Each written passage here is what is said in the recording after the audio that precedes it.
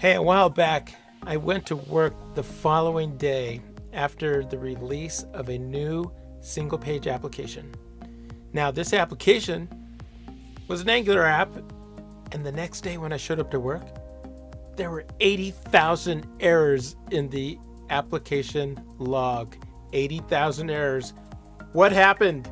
Hey, check out this episode about error handling and learn how we solve this problem.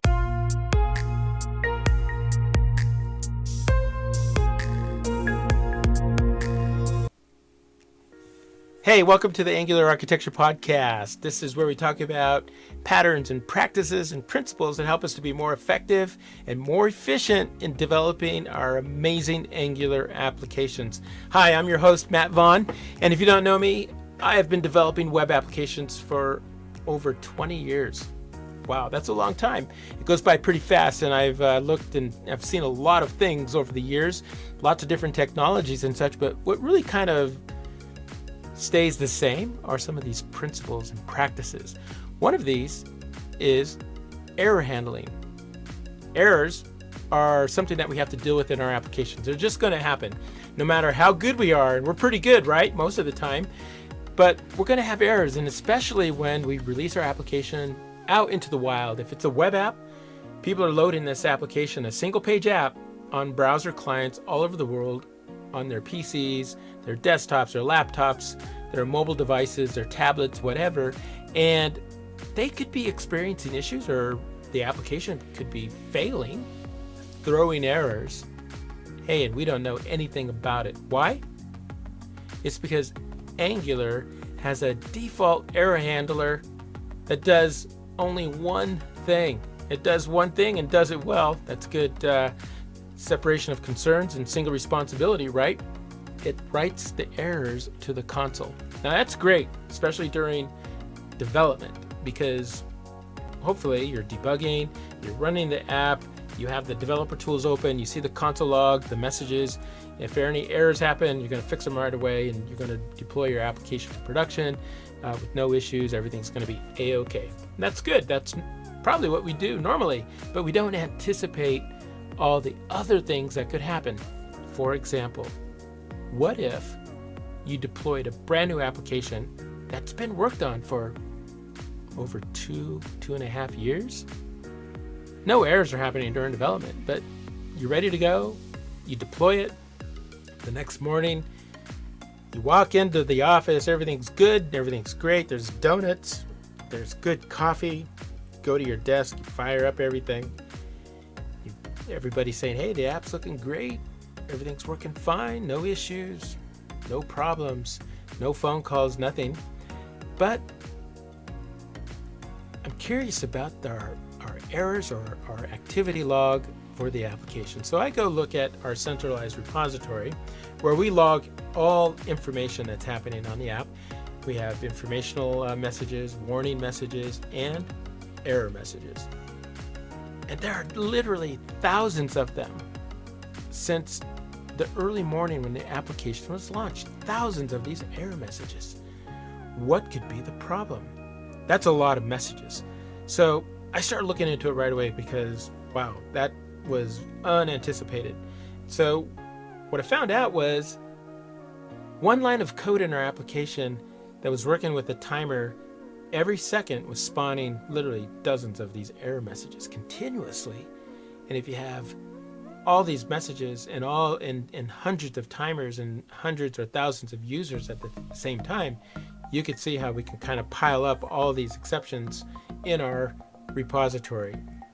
So we were able to determine what caused the problem, fix that line of code, and redeploy that application within the next hour. And we fixed the problem, but we wouldn't have known that there was an issue with older browsers, that we needed to tighten up our polyfills and change our JavaScript or our TypeScript implementation in a couple different areas so that older browsers would be able to use the JavaScript. So in doing that, the application errors went to hardly anything, and we were able to just kind of monitor the application as we thought normal things would happen. So it was good. But the point is, we need to have the centralized repository. But before that, we need to be able to handle errors. And as I mentioned before, Angular kind of lets us down in that regard. Not really lets us down, but we need to do something a little bit more than just the default error handler. So let's check that out. So if you're using Angular just straight up out of the box, one of the things here is that we have an error handler that loads up by default when the application initializes. So Angular does that for us, and basically it has one method. It's called handle error. It handles this error, and what it does is quite interesting, and all we need to do is just look at the comments here. This is the Angular core documentation, and it says what this is a hook for centralized exception handling, right? So that's the key word there, centralized. It says the default implementation of ErrorHandler prints error messages to the console, right?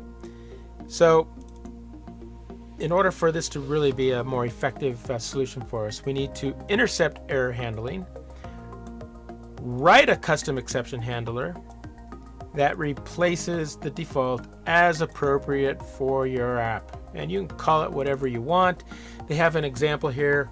My error handler implements error handler, and basically what you're doing is overriding this handle error method, which takes an error, and then you basically do something amazing with that exception, and that's most likely just going to log that information to some possibly a homegrown solution in your own environment, or you could use many of the third-party solutions out there like Loggly. So I use Loggly.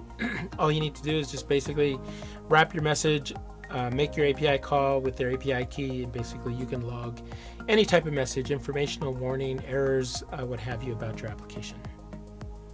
So one of the first things you need to do is basically intercept the handling. And the way to do that basically is to use a custom handler and provide that when the application initializes.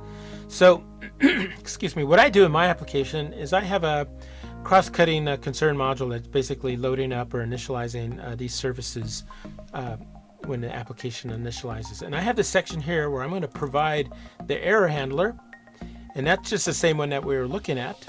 Notice, do something with the exception.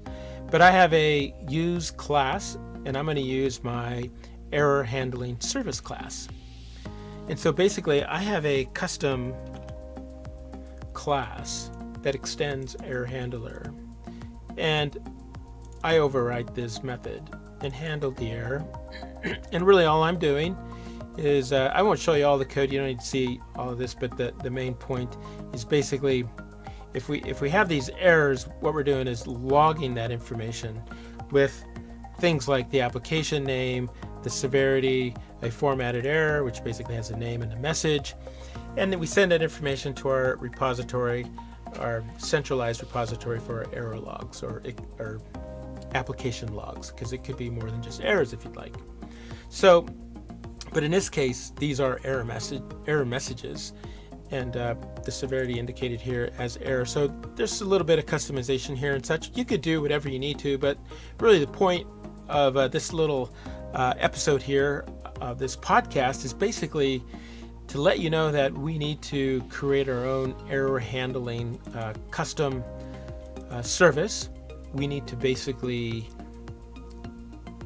make sure that's injected into the application, it's provided, and that we basically are providing error handler, and we're using a specific class that we implement and such. So that's really all there is to it. Not too much going on here, but basically it does allow you to have some insight as to what's going on when you release an application out into production. Now, hopefully, you're not going to have 80,000 errors the next morning when you come in. And if you do, hopefully it's something really quick and easy that you can fix, right? But the important thing is you knew about it, right? If you didn't have error handling or this centralized logging of this information, that could have happened. That could have just went on for days, hours and days, maybe even weeks before anyone had any insight that we actually had a problem with our application. So this really helps us to kind of be really proactive in our applications, the diagnostics, and basically for me, I rely on error handling and logging, especially new applications, and especially when they go out into production for the first time.